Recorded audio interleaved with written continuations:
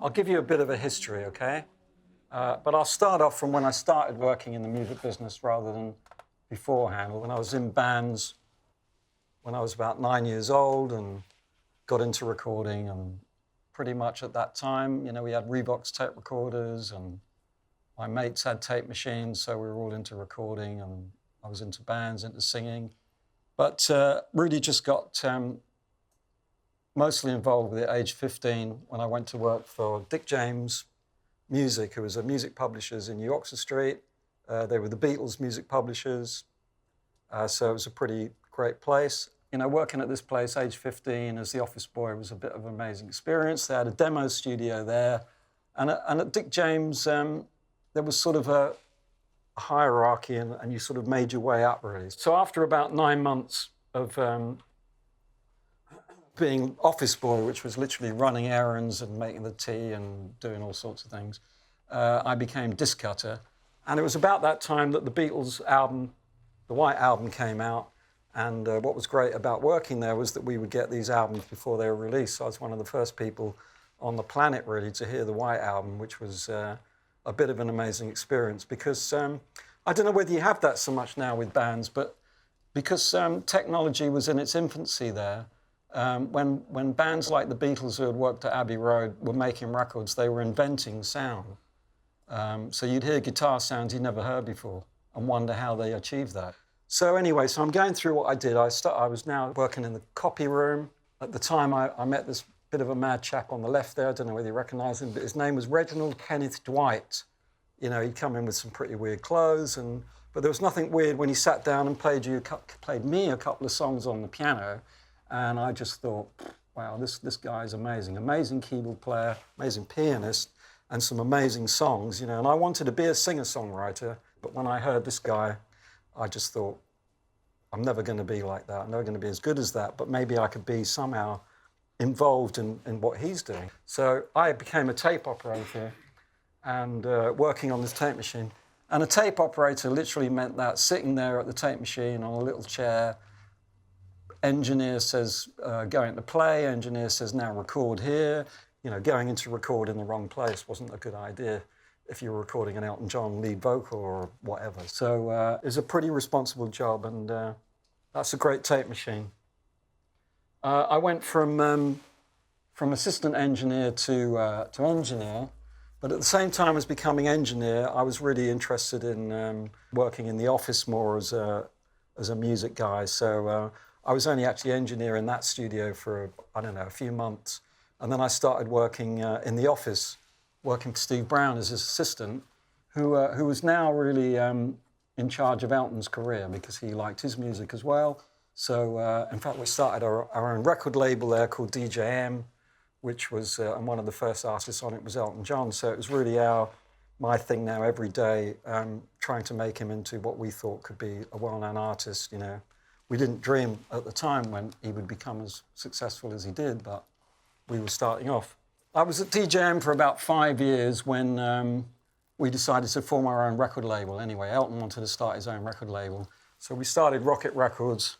I was now 21. This is the Rocket record label. The idea was to sign new artists. It was pretty new then, really, to be honest, having a independent record company. And they were pretty amazing days. We signed an artist called Kiki D, and I started being her personal manager, actually. So I was touring with, in fact, on this particular tour, 1974, Kiki D was now supporting Elton John on a big tour of America in 1974. After this Kiki D tour, I'd fallen in love with a lady that lived in an ice cream van in Hawaii, as you do, And so I thought, age 24, I'll retire because I'd sort of done everything in the music business. So that's what I was going to go and do, was live in Hawaii with this lady in the ice cream van. Anyway, just before I was going to do that, I went to visit Gus Dudgeon, who was Elton's producer, to tell him that I was leaving, basically. And he told me that he was going to build a recording studio in Cookham in Berkshire. He said, would you like to come and work with me? And I said, well, yes. So I moved to Cookham, and which is not far from Oxford, where you got your amazing SAE facility. And he bought this place, which was an old mill. and started building the studio. That's how it was before we started building. That's how it was after. That's the control room. So, and it was an incredible building situation, really. I'd never seen anything being built from the ground up, let alone a recording studio. So I really got into engineering again. And anyway, after about 5 years of working with Gus, he had to sell the studio. And we heard that there was a lot of people interested, but there was one particular guy who was apparently in a big band. We didn't know who it was. A lot of mystery surrounding him. Door opens while we're in the middle of the session as Jimmy Page walks in. Quiet guy, you know, very shy, and had us a look round and went home again. But anyway, he bought the studio. We then heard that he bought the mill, and I'd heard through his managers and all sorts of people that he wanted to keep me on as engineer and studio manager. So I thought, well, that's great, because I love this place. So I'm now working for Jimmy Page at the mill. And I didn't really meet him for ages. There was a lot of mystery surrounding him all the time.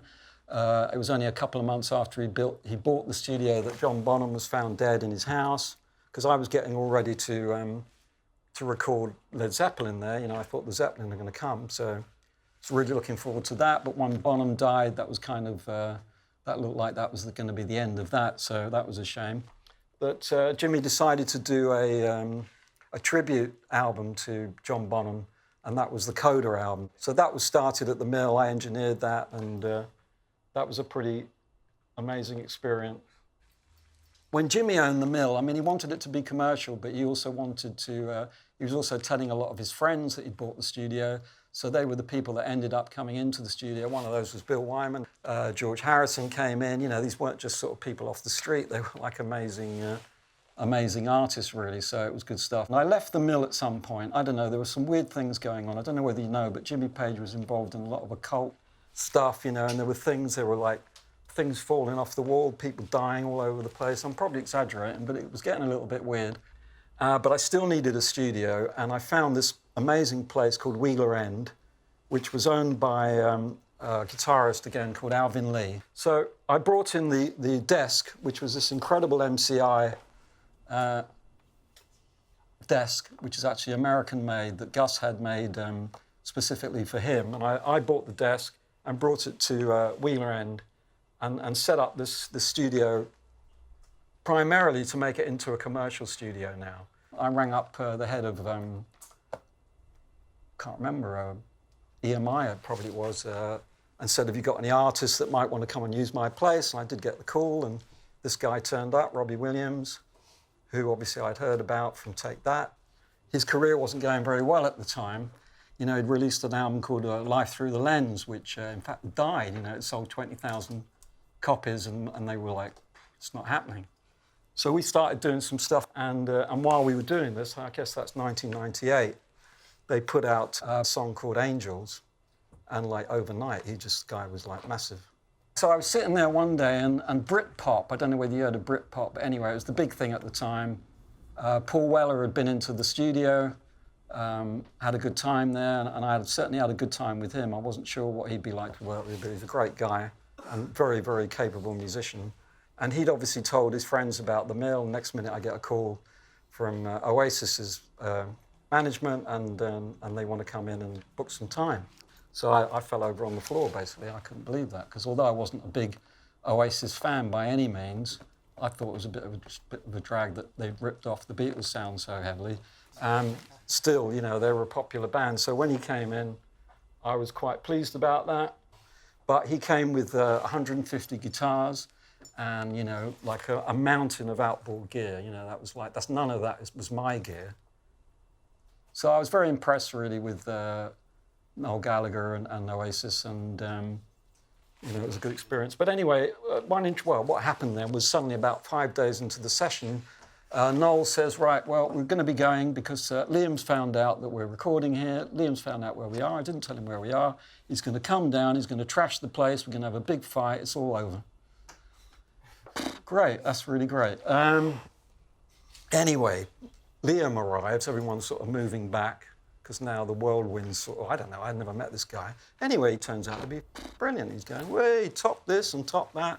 Walking in the studio, he's going, said it looks like Jimi Hendrix's bedroom. I'm not quite sure how he knew that, but I asked him that a little while ago. Anyway, he arrived, and I got on with him brilliantly. He was a great guy. But basically, where was I? I was at Wheeler End.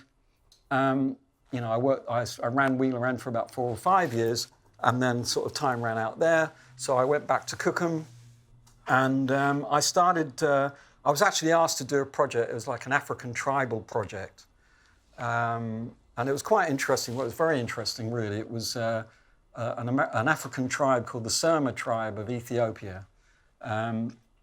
It was a discovery film, and they sent two youngsters from New York to go and live with this tribe. I mean, and this tribe were pretty way out, to say the least. The idea was to put music against their, and you know, rock music really, or guitars and drums and stuff next to their chants, which is what they mainly did.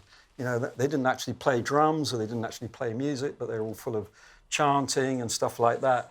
So it was a great project. But I realised I've got to record this stuff, obviously, but I didn't really want to book a commercial studio. So, you know, this is going back a bit. I'd heard that you could record on the computer. You know, there were computer systems that you could use. And I know it sounds mad, we're years ahead now, but this was early days. So a friend of mine told me about this music program called Cool Edit Pro. So he sends it to me, you know, no instructions or anything, but Cool Edit Pro. So I load it in. I can see I got tracks and this, that, and the other, and somehow or other I managed to plug a microphone in, and the meters are going, you know, I'm thinking, well, that's working. I put it into record. There's something happening. I played it back. There's my voice going 1, 2, testing. I thought, wow, this is it. Brilliant, you know. Can I overdub, you know, track 2, do the same? Yep. Well, I'm away, you know. That's how I started working on computer recording, really. And I recorded this whole album doing that. And the mad thing is that I'm still using Cool Edit like 16, 17 years later, which is, I don't often tell clients that because they think I was a bit balmy, a bit mad. What, you're not using Pro Tools?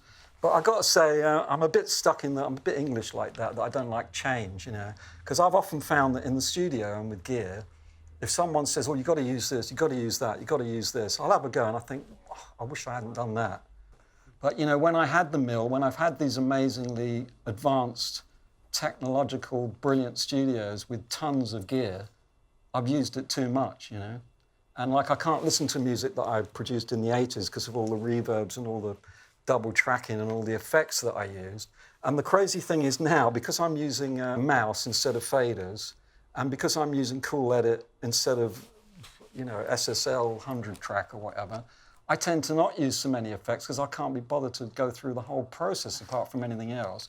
But the mixes sound better. Anyway, that brings me, I don't know, up to date because I've been now working on computer and working with artists on the internet for years, so it kind of brings me up to date, really. Is there any desperate question anyone wants to ask? You haven't asked a question, you had so much to say. You know, how did you get your first job? I mean, how did you come about? Well, I did that 2 hours ago, you see, you were talking to him at the time. But basically what it was is my best mate, Clive Franks, started working for the Beatles music publisher, and he was the office boy, and he needed someone to take over, and I just went for a job as office boy. And I never intended to leave school at 15, that's for sure. You know, I wanted to stay on a bit longer, but in those days, the only way you could, I mean, music is what I loved, but I didn't even know you could get a job in it anyway, you know. So I've been absolutely so lucky, really. There was so much luck. And there is a lot of luck involved in everything, really, but I think in doing what you girls are doing, it. Do you know what I think is that luck is all very well, but sometimes when a piece of luck comes along, you then have to stand up, you have to make, you have to use that luck to really make something happen now. And I've seen so many artists that have had a great opportunity put in front of them, and when it came to it, they couldn't do it. I think it's the same with sports and all sorts, you know. You know, you just, what? Bottled out, yeah. You know, we might laugh at Elton John now, but that guy, you know, when he's got something mega to do, like go on TV in front of 100 million people, whereas he could forget the words, someone else could bottle it and he not show up, he would never bottle it. He'd always produce the goods, you know. And if I know anything about the stars that I work with, that's the thing with them, you know. They'd rather die than bottle it. And I think that's the same with any great, someone who wants to do something, you know, you just don't bottle it. That's a good line. Anyway, you've been a great bunch, and I hope you will go on to be amazing doing whatever you want to do. Thank you. So thanks very much.